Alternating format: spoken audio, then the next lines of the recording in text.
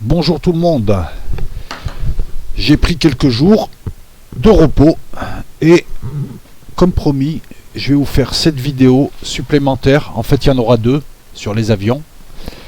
Je vous avais dit lors de la précédente vidéo sur le même sujet que j'allais revenir sur les avions, que j'allais revenir dans le détail.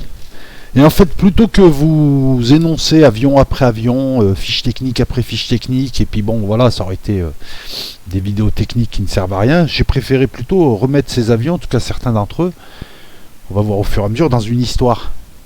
L'histoire de l'après-guerre. Parce qu'en fait, je me suis aperçu, à force de faire et de défaire, de refaire le texte, hein, j'ai mis un certain temps avant de l'écrire, le texte, j'avais pas de trame. Je me suis aperçu qu'en fait, à travers les évolutions d'avions, on a les évolutions des doctrines, de la guerre froide. On a les évolutions scientifiques aussi. Donc voilà, donc je pense que c'est beaucoup mieux. Vous avez à l'affiche, on va pas démarrer trop, comment dire ça, dans le passé non plus, hein. Mais là, je voulais, alors de gauche à droite, vous avez un MiG-15 en gris, avec l'étoile rouge. Vous avez en vol un MiG gris et noir qui est un MiG-17.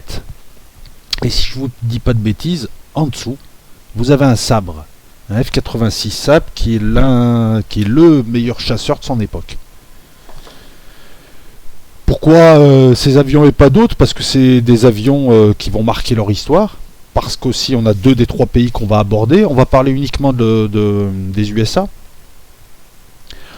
de l'URSS, qui deviendra la Russie hein, dans la deuxième vidéo, et de la France. Pourquoi pas Israël? Pourquoi pas la Chine? Pourquoi pas? Parce que, très simple, hein, la Chine est à la rue. Elle fait des avions, mais bon, comme elle faisait des transistors, c'est-à-dire des trucs bon marché. La doctrine de combat de la Chine, ça va être des attaques en essaim. On va vite voir, notamment en Corée, que bon, ils sont pas encore au point. Donc c'est pas une puissance aéronautique, même si elle fabrique ses avions. Il y a avion et avion. Pourquoi pas Israël? Parce que Israël achètera français puis américain, pour des raisons politiques, pour des raisons militaires. Elle peut faire un avion, mais elle ne le fait pas, pour pas concurrencer les avions américains. Bon, elle fait des avions, des copies, on va le voir plus tard, dans les années 60, vous verrez qu'il y a le Necher, il y a le Kfir, qui sont des copies du Mirage 3, du Mirage 5. Mais elle ne fait pas d'avion, elle fait l'avionique par contre de ses avions, elle fait tout un tas de choses, ses missiles, etc. etc. Pourquoi pas d'autres pays? Parce que les autres pays ils achètent américains, ils font pas d'avions. Alors les Anglais peuvent faire des avions, pouvaient faire des avions, mais c'est une histoire de pognon et de quelques compétences. Les Allemands peuvent faire des avions, même s'ils font mieux des chars. Pareil, une histoire de pognon et de compétences. Les Italiens pareil. Il n'y a que la France en fait qui s'intercale et qui peut faire un avion du début jusqu'à la fin. Quasiment. Tu veux que je te parle de quoi? De l'Eurofighter? Du Typhoon Eurofighter? Bon ben voilà, un avion, on sait même plus à quoi il sert. Tu veux que je te parle du Tornado? À la même époque, les Français ils se sont énervés, ils t'ont fait le Mirage F1. Tout seul, comme des grands. Donc non, on va parler de ces trois pays. Donc à travers les avions, on va voir l'histoire en filigrane de la guerre froide, des évolutions technologiques qui amèneront les générations d'avions, les évolutions des besoins, on verra que c'est lié, c'est une sorte de triangle de Karpman aussi. Tu veux quelque chose, tu as besoin de quelque chose, il faut que ta technologie puisse suivre, ta technologie amène un outil, cet outil t'amène une nouvelle doctrine d'utilisation. Voilà. On va voir ça tout le long. On va s'arrêter quand même sur certains avions hein, qui ont fait l'histoire, hein, en bien ou en mal. Hein. On s'arrêtera, écoutez, on va parler un peu de ces trois-là, on parlera du MiG-21, etc. etc. Qu'est-ce que tu veux que je te rajoute de plus? Déjà, il faut bien comprendre qu'à l'époque, là, si tu veux, après la guerre, les Américains étaient les seuls pendant un certain moment à avoir une bombe A, une bombe atomique. Et ils ont hésité. Ils ne savaient pas quoi en faire de cette toute puissance-là. T'en avais certains qui leur disaient venez, on va attaquer les Russes, on prend le monde maintenant, hein, on n'a jamais été aussi fort, ils pourront rien faire. D'autres qui disaient d'attendre. Les Russes pendant ce temps se caguaient. Ils ont mis tous leurs espions, notamment Fuchs, hein, Hans Fuchs, qui leur permettra d'avoir la bombe atomique, en tout cas de gagner du temps. Ils réussissent à l'avoir, mais tout le temps où ils ne l'avaient pas, ils se sont dit comment on fait là s'ils nous lancent une bombe. Ils se sont mis, eux, En fait, c'est technologique de volume. Ils se sont mis à faire des missiles balistiques intercontinentaux en disant s'il me balance une bombe atomique qui va me détruire une ville, je lui balance 100 missiles sur une ville. Et c'est pareil. En attendant, vite, vite, vite, qu'on ait la bombe. Ça, c'est important à savoir en arrière-plan. Puisque ça va donner d'un côté beaucoup d'intercepteurs et de chasseurs bombardiers et de bombardiers. Les intercepteurs pour intercepter les bombardiers stratégiques adverses qui viennent avec des bombes atomiques. Enfin ça on va voilà. Et de l'autre côté, parce qu'ils y viendront, parce que les Russes auront leurs bombes dans les années 50, il me semble que c'est en 52 en tout cas. Hein, on va développer autre chose. On va tout de suite voir deux doctrines. Une doctrine toute technologique, où on va plutôt faire des appareils d'interception, intercepter les bombardiers stratégiques ennemis, les bombardiers russes, et puis prévoir des bombardiers pour nous en tout cas. Parce que pour l'instant, on peut encore bombarder et balancer nos bombes atomiques. On n'a pas encore les missiles. Les missiles ne sont pas encore arrivés. Et de l'autre côté, plutôt des chasseurs russes, soviétiques, qui défendront leur zone. Hein. Les Russes ne pensaient pas se projeter à l'époque aussi. Et on verra que les Américains, lorsqu'ils ont commencé à se projeter dans le monde, à faire des bases dans les années 70, 80, ils ont commencé à construire des avions pour ça aussi. Voilà. Et les Russes de l'époque, donc c'était plutôt bon, des intercepteurs aussi, des chasseurs, des bombardiers.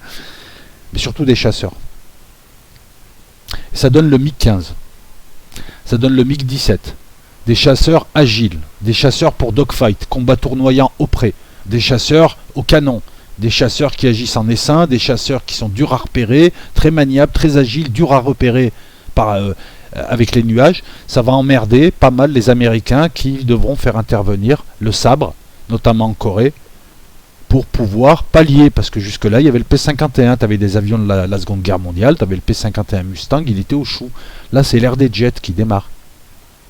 Donc l'avion du bas, à droite, là, à côté de années 50, c'est le F-86 Sabre. Cet avion-là permettra, et ça sera la première confrontation Est-Ouest aussi, puisque à travers cette vidéo et la prochaine, on verra aussi plusieurs confrontations Est-Ouest, en aérien, puisqu'on se pose toujours la question quels sont les meilleurs avions, quels sont les meilleurs pilotes.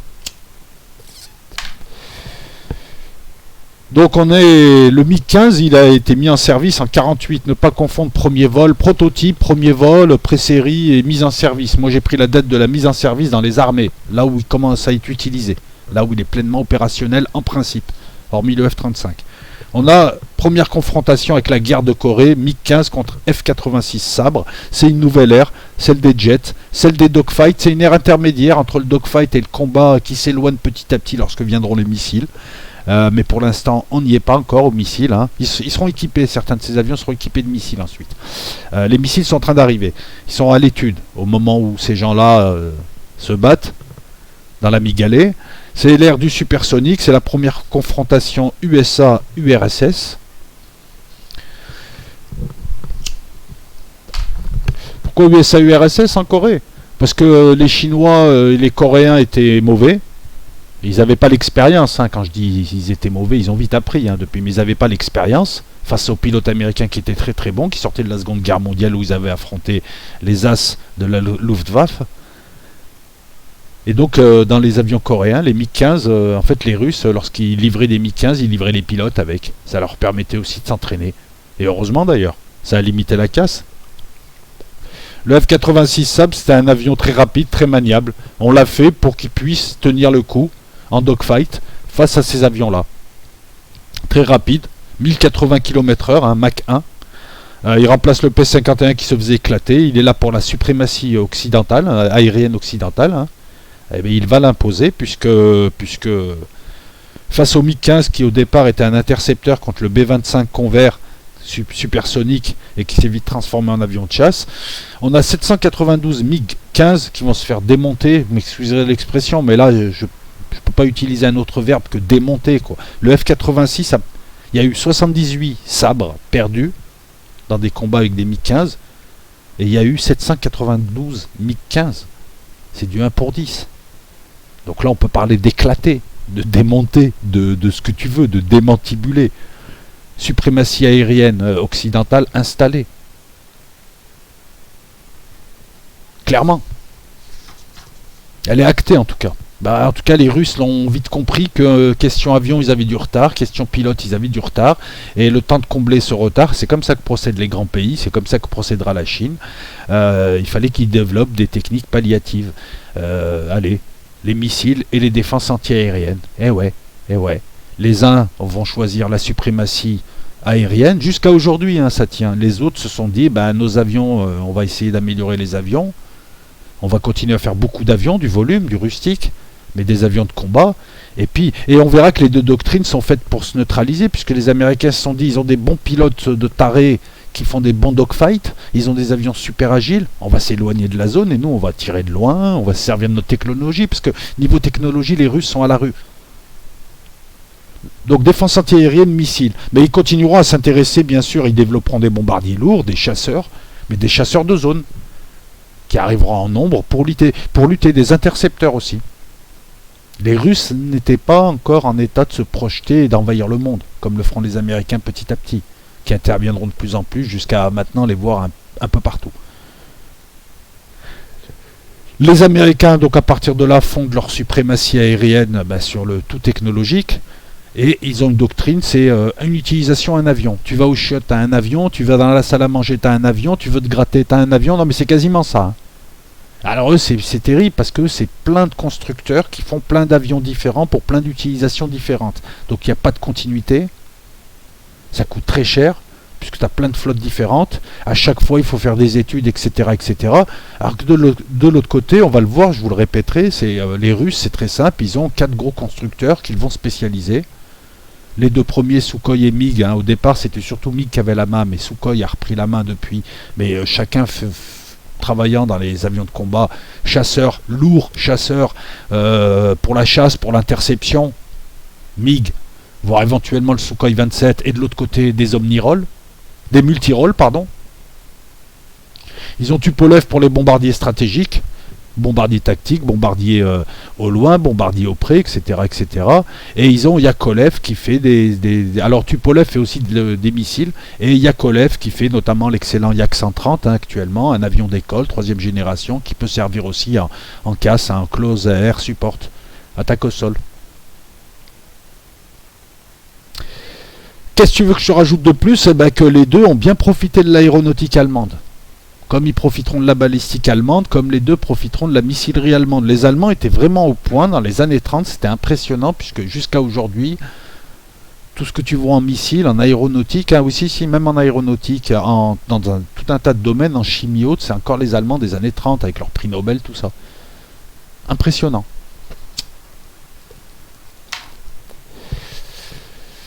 Alors, le MiG-17 arrive en 52, le MiG-19 arrive en 55, c'est des chasseurs, c'est des améliorations. On va arriver dans les années 60, mais pour l'instant, moi j'avais envie de te montrer différents avions américains pendant ce temps.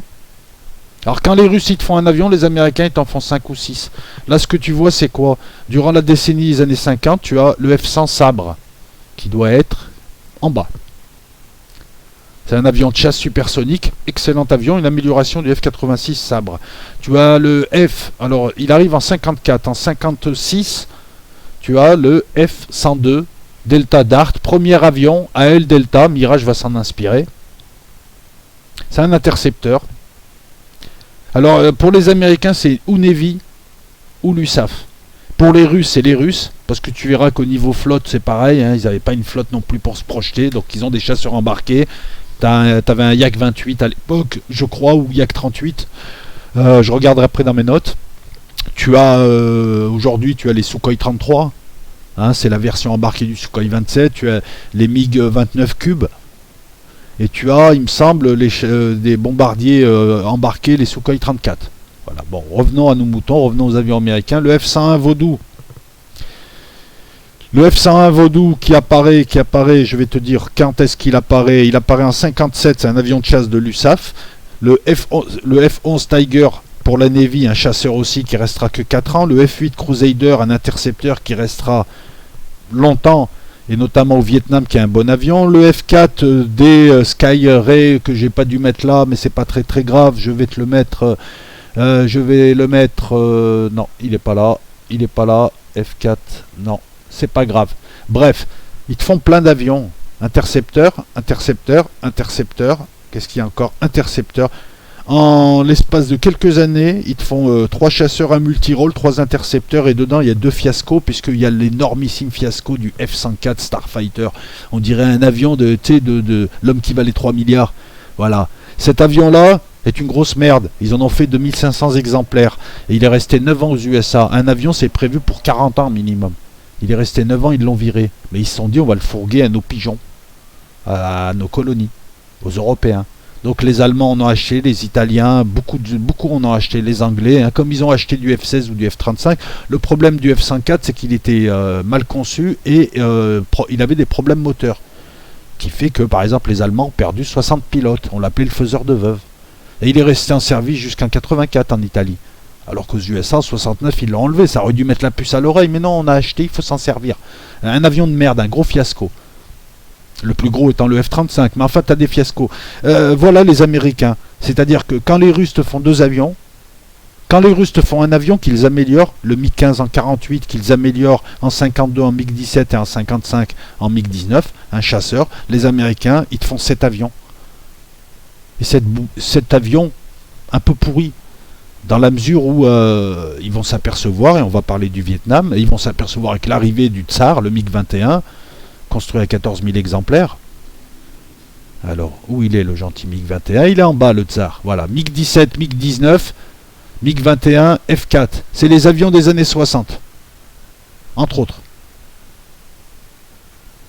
Les Américains, avec tous ces avions-là, ils verront que finalement, ils n'auront pas le ciel. La suprématie aérienne en Corée, ils vont la perdre au Vietnam.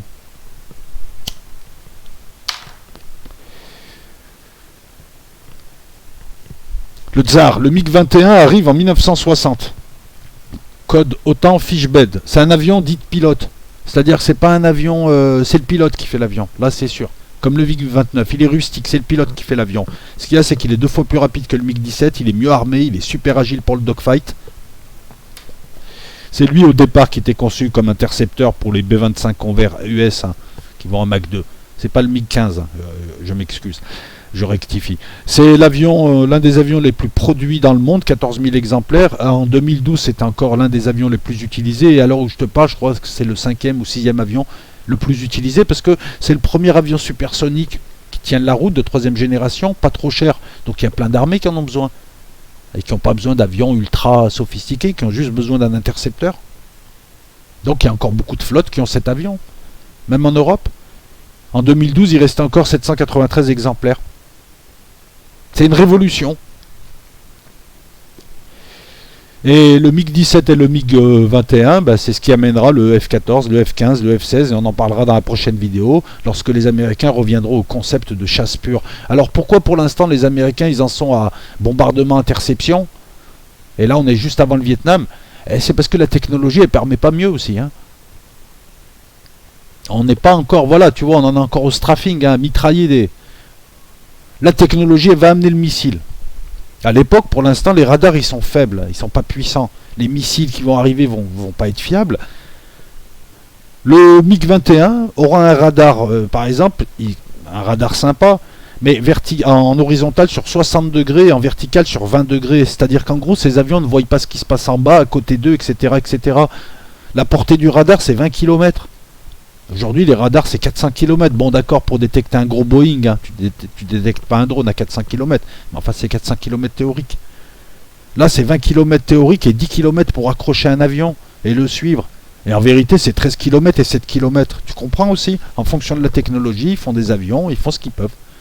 Les USA négligent la chasse pure, confortée par leur victoire en Corée. Tu as plusieurs firmes, tu as plusieurs avions, les missiles arrivent, je vais t'en parler. Les Russes, non, voilà, comme je te l'ai dit, c'est chaque constructeur a une famille qu'il décline en versions. Hein, par exemple, tel MiG fera de l'attaque au sol, et puis il y aura une version en bombardier, etc. En sous-version aussi. Mais c'est grosso modo le même avion qu'on améliore. Donc tu n'as pas toutes ces études, je veux dire, sur le plan des coûts déjà, voilà. Sur le plan de la flotte, bah écoute, tu as les mêmes pièces de rechange pour toute ta flotte. Tu peux construire en série, c'est moins cher.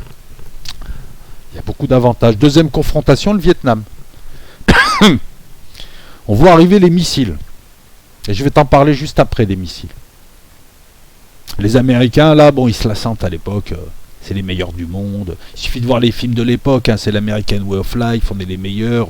Les Russes, c'est des clochards, etc., etc. Les films hollywoodiens à la gloire de l'Amérique. James Dean. Petit à petit, ils s'engluent au Vietnam. Vous verrez le contexte historique, hein, la théorie des dominos. Il ne faut pas laisser les pays tomber un à un et devenir communistes, etc., etc. Au départ, ils aident un type qui s'appelait Diem, et puis petit à petit, ils envoient des conseillers, des bérets verts, et puis petit à petit, ils envoient des troupes, et puis petit à petit, ils font un false flag, et petit à petit, ils arrivent. Et petit à petit, ils se retrouvent à se battre au Vietnam, et ils s'aperçoivent que ça n'allait pas être aussi simple que ça. On va rester sur le plan de la chasse. Au Vietnam, c'est simple, le MiG-21, c'est le barbeau. Il n'y a pas Zama, le F-100, tous ces avions-là, le F-105 galère. Alors le F-105, je vais t'en mettre. Je l'ai pas mis le F-105, mais on va dire que je l'ai mis. En tout cas, il galère. Les F5, les F... ce que tu veux. Non, pas encore les F5, mais Freedom Fighter. Les Américains envoient le F4 Phantom. C'est un multirôle qu'ils appellent tueur de MiG. C'est la deuxième confrontation avec l'Occident. Alors le F4 Phantom, hein, voilà, il est là. C'est un avion qui va être... qui restera très longtemps, qui servira notamment à la guerre électronique, mais au niveau de la chasse pure, c'est de la merde. Et là, ils vont s'en rendre compte. Parce que là, c'est pas 1 pour 10 les défaites. Là, c'est du 1 pour 3, mais pour les MiG, face au F4. Les F4, je crois, n'ont aucune victoire. Quand un MiG se fait abattre, c'est par d'autres avions. Et là, il y a vraiment une prise de conscience qui a un problème avec la chasse. On est dans les années 60. On est en 1960 lorsque le MiG arrive. Les missiles arrivent, le F4 arrive. Ils feront rien jusque dans les années 70. 61, la France arrive. Pour l'instant, je t'ai parlé de la Russie, je t'ai parlé des USA, je t'ai parlé de personne d'autre. La France arrive. La France arrive jusque-là. Elle utilisait du matos américain, elle sortait de la guerre, elle était épuisée, etc., etc. Il fallait reconstruire l'industrie, reconstituer les savoir-faire, etc., etc. 1961, le Mirage 3, le coup de maître, Popeye. La France s'installe. Boum. Ah ouais, elle arrive, elle pose ses couilles sur la table. Non, non, mais sérieusement, excusez-moi de le dire comme ça, mais le Mirage 3. La France, c'est une autre doctrine. Hein. On a un peu de technologie, on a un peu de thunes, mais on n'a pas trop, et voilà, et on est tout petit. Mais il faut qu'on se débrouille. Donc c'est un constructeur, un style ou presque, hein, l'aile Delta, même si on le retrouve sur le Rafale, même si il y aura des Mirages qui n'auront pas l'aile Delta, hein. Un avion ou presque, amélioré au fur et à mesure, hein, c'est ça, hein. Pour arriver à quasiment un avion. Bon, pour l'instant on a 2 avions, un chasseur pur, le Mirage 2000, et le Rafale qui est multirôle, mais on veut arriver à un seul avion. C'est un concept mixte en fait, du tout technologique mais économique, à la Lidl. Alors que les Russes, c'est rustique, volume, maniabilité, attaque en essaim, attaque surprise, et tout ça complété par les défenses antiaériennes, les missiles sol-sol. Alors le Mirage 3 contre le MiG-21, on va le voir après. Pour l'instant, en tout cas, il faut savoir qu'au Vietnam, les Américains vont lutter contre des avions plus maniables qu'eux, plus agiles qu'eux, qui ont des canons, alors qu'eux ont opté pour le tout missile. En plus, il y a les défenses antiaériennes, tu as les Divina, les SA-75 Divina, code OTAN SA-2, qui sont installés. Ça le fait pas. Alors les missiles, c'est simple. Les Américains se sont dit, les Russes volent bien, ont de bons pilotes, nous, on va utiliser que des missiles et on va tirer très très loin. Ça va neutraliser leur qualité, et puis on va taper là où ils sont le plus faibles, la technologie. Ils n'ont pas de contre-mesure, ils n'ont pas de leurre. On tire de loin, ils ne peuvent pas nous attaquer, on les bute. La portée, c'est la portée, c'est le concept de portée. Les missiles RR arrivent. On va vous en mettre des missiles. Hein. Ça, c'est les premiers missiles. Ils sont allemands. Ils sortent pas pendant la guerre, mais ils sont allemands. T'as le Kramer et t'as le Henkel.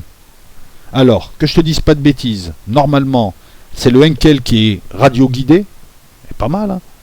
Les Allemands, c'était aussi les drones philo-guidés, hein, blindés d'explosifs. Hein. Enfin, bref, ils étaient en avance. Le Kramer au-dessus, X4, il est filoguidé. Donc tu as un petit fil. Hein. On retrouve ça notamment dans les missiles anti-chars, hein, comme le Milan. Le Milan anti-char, pas l'anti-aérien. Donc les Allemands étaient en tête. Mais c'était pas opérationnel.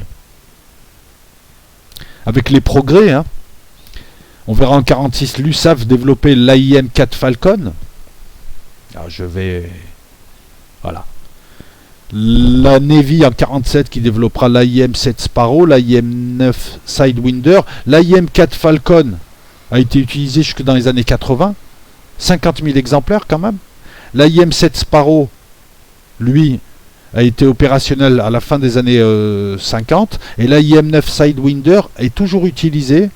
C'est un missile infrarouge. C'est quand vous regarderez un F-16 armé, regardez en bout d'aile. C'est des Sidewinder. C'est utilisé pour le combat rapproché, infrarouge. 200 000 exemplaires depuis les années 50. Aujourd'hui, les missiles arrivent. Les missiles ne sont pas fiables. C'est des missiles RR dont on parle là, hein, qui doivent détecter, accrocher et toucher une cible très très très manœuvrante, très très rapide. Donc c'est des missiles qui doivent aller beaucoup plus rapidement, qui doivent accrocher mieux, qui ne doivent pas être détectés, qui doivent... donc c'est lié au progrès radar, c'est lié à tout un tas de choses ces missiles. Donc la première génération, fiabilité au Vietnam 15%, quand il pleuvait c'était terrible. Les avions qui étaient poursuivis par des missiles, ils se mettaient face au soleil, le missile suivait le soleil, ça c'était pour les infrarouges. Ou alors ils faisaient des manœuvres, ils partaient à 90, ils revenaient d'une autre manière, ils faisaient une simple manœuvre, le missile il suivait pas, il partait, il était dans les choux, ou il accrochait jamais. Donc les missiles arrivent dans les années 50, c'est dans les années 60 qu'on va commencer à les mettre sous les avions. Les Russes ne sont pas en reste. Les Russes, qu'est-ce qu'ils ont comme missiles? Si je te dis pas de bêtises, alors ça c'est des AIM-120 longue portée actuelle, hein, c'est du Fox 3 maintenant. Alors attends. Les missiles, tiens, tu as le K5 en bas, missile, et tu as le Wimpel normalement, je ne sais pas si je te l'ai mis, missile Wimpel, à une adaptation du Sidewinder. En tout cas là en bas à droite tu as un missile K5. Là tu as, alors attends, il faut que je te les mette, pardon. Ça c'est les missiles. J'oublie à chaque fois de faire la transition. Ça c'est le Henkel. Ah. AIM, ça c'est voilà les... Alors AIM F4, Sparrow, AIM 7, 9, Sidewinder, le K5, le Wimpel n'est pas là. Ça c'est d'autres missiles. En bas tu as quoi? Tu as le Météore français longue portée, Fox 3. Je vais t'expliquer ce que veut dire Fox 1, Fox 2, Fox 3. C'est le guidage. Là tu as un Mika infrarouge qui peut être aussi électromagnétique, courte ou moyenne portée, il fait les deux, le missile Fox 1, Fox 2, le longue portée Fox 3 à guidage actif. C'est le Météore. Au-dessus tu as un missile longue portée américain AIM 120 Abrams. Vous voyez tout ça? Les Américains ça fait 80 balais qui font 70 ans qu'ils font ça. Donc voilà, quand on voit les nouveaux missiles de l'Iran, de machin maintenant, tu vois le retard qu'il y a? Tu comprends? Je veux dire, ces technologies-là sont compliquées à obtenir. Hein. Tu auras beau mettre tous tes savants, etc. Voilà, ça paraît simple. C'est un tuyau avec un statoréacteur. Alors le Météore a un statoréacteur. Non, parce que j'ai vu récemment que l'Iran montrait ses nouveaux missiles RR statoréacteurs. Ben, la France, ça fait des années qu'elle gère ce genre de choses. Donc là, ce que je te montre, c'est des missiles qui tiennent bien la route, mais qui au départ, voilà, ne fonctionnaient pas comme ils devaient fonctionner.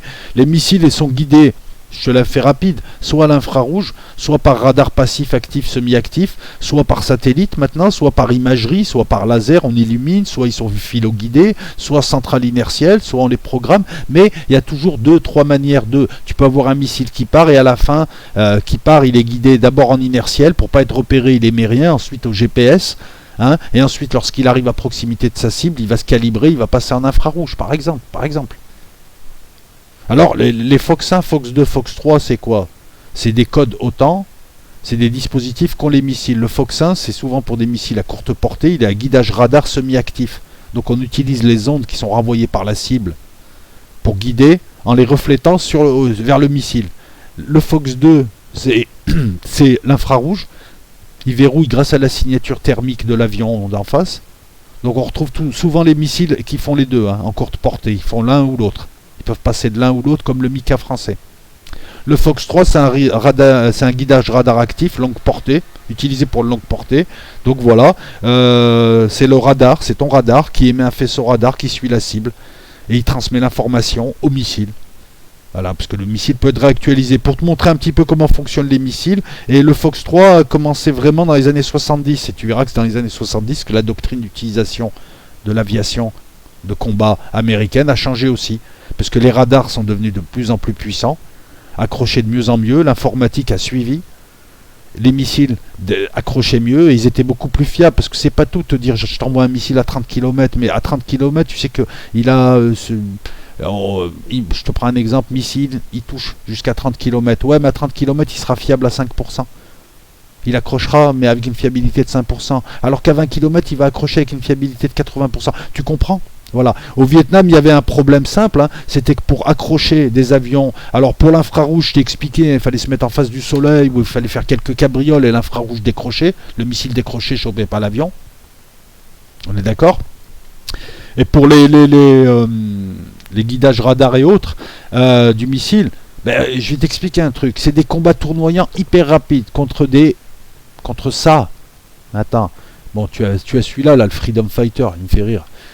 Contre ça, regarde la gueule qu'ils ont, c'est hyper maniable, c'est vif comme l'éclair, c'est un torrent. Il faut arriver à bloquer 4 secondes derrière l'avion,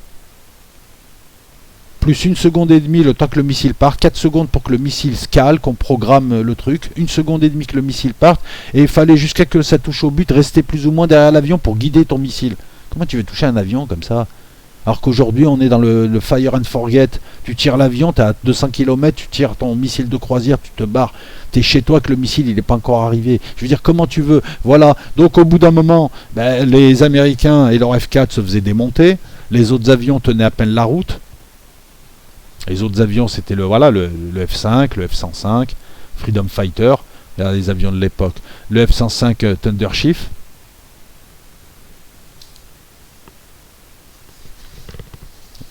Une nouvelle technologie qui arrive, elle n'est jamais au point au départ, voilà.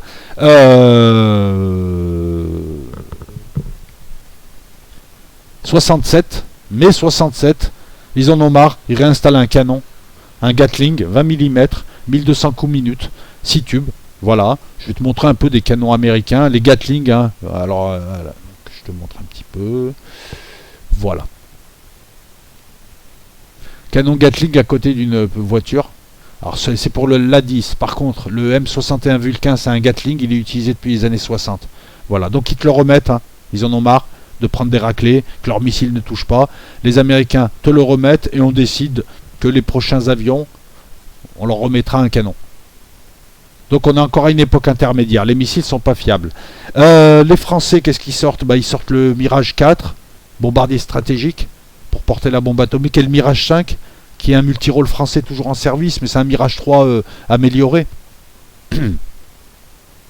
Et les Russes, ils continuent à combler leur retard et à se spécialiser. Ils se sont aperçus qu'avec des bons avions, avec le MiG-21, ils avaient pris de l'avance en chasse, et ils essayent, donc on commence à voir des multirôles, on commence à voir un petit peu, et on commence à voir leurs firmes se spécialiser petit à petit. On est 67, la guerre de 67 démarre, et là, on a la deuxième confrontation Est-Ouest significative. Hein.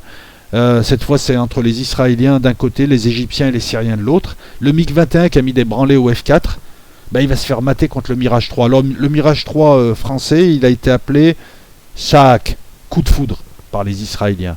Parce qu'il s'est avéré être un avion excellent. C'était un intercepteur au départ, c'est devenu un avion de chasse. C'est l'un des chasseurs les plus victorieux de son époque. Plus de 300 victoires confirmées, plus de 40 victoires non confirmées, contre 50 pertes. Et encore dans les 50 pertes, on met les accidents et les défenses antiaériennes qui l'abattent. En gros, les Israéliens ont dominé les airs, ont défoncé les MiG-21 avec le Mirage 3. Alors, le Mirage 3 avait, certes, des petits défauts, mais en combat pur, en chasse pure, en dogfight, il était meilleur que le MiG-21. Et il leur a mis le tournis, quoi. Il lui a pris la température, comme on dit. Ah non, mais si. Après l'embargo français 67-68, je crois, de Gaulle vis-à-vis d'Israël, les Israéliens auront les plans par les Suisses, parce que les Suisses avaient une licence pour fabriquer des Mirage 3, donc eux s'inspireront. Il me semble qu'ils ont pris la licence suisse et ils ont fait le Kfir, qui est une imitation du Mirage 3 et qui permet d'avoir un deuxième avion. Et lorsque le Mirage 5 est sorti, comme ils en avaient commandé mais ils n'en ont jamais eu, ils ont fait le Necher. Alors, c'est simple, en 67, les Israéliens ont perdu 48 avions. Et ils avaient des avions français, pour l'essentiel, contre 452 aéronefs détruits, du 1 pour 10. Encore une fois, du 1 pour 10. La troisième confrontation, donc, c'est l'Occident qui domine avec son aviation. Voilà. Et on arrive dans les années 70. On arrive aux années 70 et ça sera l'objet d'une prochaine vidéo. Donc là, on en est où? On en est simple. À partir de 64, les Américains ne font plus d'avions. Pendant 10 ans, ils feront plus d'avions. Ils ne dominent pas en chasse. Le Vietnam annonce toute une série d'interventions américaines de plus en plus loin et de plus en plus permanentes. On les connaît maintenant, ils sont partout. Les Russes sont en retard technologique. Les Français sont là et viennent brouiller les cartes avec leur Mirage 3. Les Russes continuent à développer leurs avions, continuent à développer leur doctrine de combat et aimeraient bien reprendre la main ailleurs. Donc ils en profitent pour sortir tout un tas de gens. Vous voyez, on est passé des bombardiers stratégiques, des intercepteurs, on est passé à des avions qui faisaient un peu tout. En attendant le retour à la chasse pure. Alors dans les années 60, il y avait un pilote américain, Boyd, qui reviendra en tant que responsable de la chasse américaine dans les années 70, et on verra qu'il mettra un coup de fouet, donc changement de doctrine. Qu'est-ce que tu veux que je te rajoute d'autre? Des anecdotes? Des charades? Le MiG-21, oui, il connaîtra aussi beaucoup de modèles différents, il sera amélioré, en 72 il sera remotorisé, sa structure sera allégée, voilà, plus de 50 pays l'ont acheté, et certains continuent encore à le conserver. Il tient le choc depuis le Vietnam. Il a maté des avions américains à un moment donné, à un moment où les Russes avaient besoin de victoires symboliques. Voilà. Les Israéliens l'ont modernisé, les Roumains aussi, en refaisant toute l'avionique. D'ailleurs, lorsqu'ils l'ont modernisé dans les années 80, l'avion il était aussi redoutable que la première version du F-16. Donc c'est beaucoup plus compliqué. C'est plus compliqué que de dire les uns ont des meilleurs avions ou les autres ont des meilleurs avions ou des meilleurs pilotes. Parce que là, certes, on a du matos d'un côté occidental, de l'autre côté russe, mais on a des pilotes différents, on a des degrés de formation de pilotage différents. Je suis désolé de le dire, mais les pilotes syriens et égyptiens, c'est pas la crème des pilotes. Et puis dans ces années-là, bon voilà quoi. Quand tu sais qu'en 67, ils ont perdu 400 avions parce qu'ils les ont laissés sur les tarmacs, ils se sont fait attaquer en quelques heures des avions, ouais, tu comprends le niveau d'expertise de leurs armées, quoi. Tu te dis, bon voilà, c'est plutôt une armée de Khoroto qu'ils ont mis là, ils leur ont mis un fusil et puis c'est tout, quoi. Donc c'est compliqué, voilà, le Mirage 3 bat le MiG-21, le MiG-21 bat le F4 Phantom, est-ce que le F4 Phantom bat le MiG... c'est plus compliqué que ça, mais c'est juste pour montrer. Et puis, si tu as un retard, comment dire ça? Après, c'est les doctrines, les Russes étaient en avance sur les chasseurs. On peut le voir comme ça aussi. Voilà, donc c'est compliqué, c'est pas... Lorsque je parle confrontation, il y a l'avion et le pilote. Le pilote fait l'avion permet au pilote de faire l'avion. Tu vois, c'est aussi un cercle. Il y a des avions certes de pilote, mais il y a des avions qui font le pilote aussi. Je veux dire, un F-22 de maintenant, il fait plus le pilote qu'autre chose. Ou même un Rafale fait plus le pilote que le MiG-15 qui était un avion de pilote. On le voit, quoi. Le truc, ils t'ont mis un moteur, ils t'ont mis une aile, ils t'ont mis un siège bébé. Allez, démerde-toi. Les gars, ils étaient là, c'est comme l'eau vive. Allez voir un peu les combats tournoyants des années 50, vous avez flippé. T'as l'impression que ça va vite et tout. Et pourtant, ils allaient à 3, 400, 500, 600 km/h. 700, en tout cas c'est 800, pas plus quoi. Si, le F-86 Sabre.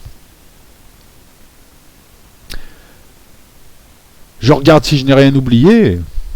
Alors la faiblesse en vol du Mirage 3 qui a été... Non, lors de la guerre des 6 jours, les Israéliens, gros malins, ils avaient récupéré un MiG-21 quelques temps avant, et ils l'avaient inspecté, ils l'avaient regardé, c'était un MiG jordanien ou égyptien, bref. Un bon coup de leur service secret, et ils se sont aperçus qu'il y avait une faiblesse à exploiter, c'était le réservoir en vol qui était en prise directe, ce qui signifie que si tu le touchais, tout s'enflammait, il n'y avait pas de coupure, il n'y avait pas de sécurité. Donc ils ont profité de ça, notamment en demandant à leurs aviateurs de tirer sur le réservoir, plutôt qu'ailleurs. Je regarde un petit peu. 45 avions israéliens perdus, dont 12 au combat face aux Égyptiens. 100 à 110 MiG perdus, dont 52 contre des Mirages. Voilà, c'est du 1 pour 5. 35 MiG syriens perdus dans les airs ou au sol. Voilà, on a entre du 1 à 5 ou du 1 à 10 en perte. Voilà, c'est une branlée pareille et ça montre bien quoi. Et puis de toute façon, les guerres israélo-arabes qui suivront verront de toute manière la même configuration aérienne, c'est-à-dire une armée israélienne qui systématiquement domine les airs d'une manière outrancière. Donc maintenant, ce que font les pays arabes, c'est surtout des défenses antiaériennes. Ils font exactement ce qu'ont fait les Russes. Vu qu'en aviation, ils sont pas encore au point, ça prend du temps. C'est 8 ans un pilote, hein. C'est 8 ans, hein. Même si tu les formes vite en 2 ans, 3 ans, un vrai pilote, c'est 8 ans. C'est ça.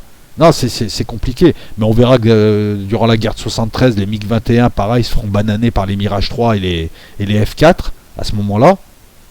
On le verra pendant aussi toutes les escarmouches qu'il y aura durant la décennie 70. Qu'est-ce qu'on peut dire? Des avions différents pour des utilisations différentes, pour essayer de prendre l'avantage dans des secteurs différents. Voilà ce qu'on peut retenir, avec la chasse pour les Russes, mais les Russes qui sont sur leur territoire et qui, de toute façon, qui font de la défense de zone, mais qui veulent de la suprématie aérienne sur leur territoire. C'est plus de l'interdiction aérienne qu'autre chose. Ils ne comptent pas se projeter. Les Américains qui, eux, se projettent ailleurs et ont la suprématie aérienne. Donc on va retrouver ces deux doctrines jusqu'à aujourd'hui, même si aujourd'hui ça s'est mélangé. D'un côté suprématie aérienne, de l'autre côté neutraliser cette suprématie. Voilà. Prochaine vidéo, les années 70, les années 80, les années 90 aujourd'hui. J'illustrerai ça avec des avions, avec des images d'avions. Le Vietnam, ça je te l'ai montré. On va... Voilà. Là, les Mirages. Tu vois, Mirage 4, regarde l'aile Delta. Regarde, c'est toujours la même gueule. Alors moi, je t'avouerai que j'aime pas l'aile Delta. Même sur le Rafale, je trouve pas que ce soit le plus beau. C'est un bel avion, mais c'est pas le plus beau. Bon, comme disait Serge Dassault, un bon avion, c'est... Un bel avion, c'est un avion qui s'est volé. Je crois que c'était ça. Mais l'aile Delta sert, il me semble, pour ce qui est de la portance, pour ce qui est de la vitesse. Tu peux réduire la vitesse, donc sert un combat aérien. Mais là, bon, on est déjà face à des avions qui sont dans le tout technologique. Hein. Déjà à l'époque, hein, voilà. Les missiles... Bah, à l'époque, les missiles français, c'était même pas des magiques, je sais pas ce que c'est. Vous voyez le changement de design? Enfin là, c'est à peu près les mêmes époques. C'est nez pointu. Par contre, lorsqu'on remonte auparavant, c'est plus arrondi. On retrouve aussi ça, hein, sauf la fin, le F4 Phantom, mais c'est les années 60. Mais les années 50, c'est des formes beaucoup plus arrondies. On retrouve ça avec les voitures aussi. Voilà. Les deux du haut, ce sont des avions des années 50. Les deux du bas, c'est des avions des années 60. Attends, on va essayer de retrouver ça d'une autre manière aussi. Enfin, sur une autre image. Voilà. Les designs aussi ont changé. Maintenant, on laisse plus un nez comme ça. Puisqu'on met de l'avionique à l'intérieur du nez. Voilà, c'est pas... Alors qu'à l'époque, regarde, hein, c'est un réacteur, un siège bébé, 2 ailes, une dérive. Allez, va chercher bonheur, Chico. À la revoyure, commentaire préapprouvé, pouce bleu, tout ça. Quand je dis commentaire préapprouvé, il y en a qui n'ont toujours pas compris. Ouais, pourquoi tu laisses pas passer mon message? Parce que je dois les lire avant, je les lis 1 à 2 fois par jour. Et on est de plus en plus nombreux, donc j'espère que ce genre de vidéos vous plairont. Hein. Donc on en fera 2 sur les avions. Et puis après on passera à autre chose. Hein. On essaiera peut-être, je sais pas, parler d'échecs, d'autres choses. Et puis je finirai la série aussi SDES, ce qui semble vous plaire. Voilà. Et demain, 2 invités de marque, 2 invités surprises, 2 invités de marque. Avec moi sur le live, et peut-être que ce soir je ferai un live, je verrai en fonction de mon humeur, de mon état de fatigue ou pas, je vous ferai un live ou pas. La bise à toutes et à tous, et puis à bientôt.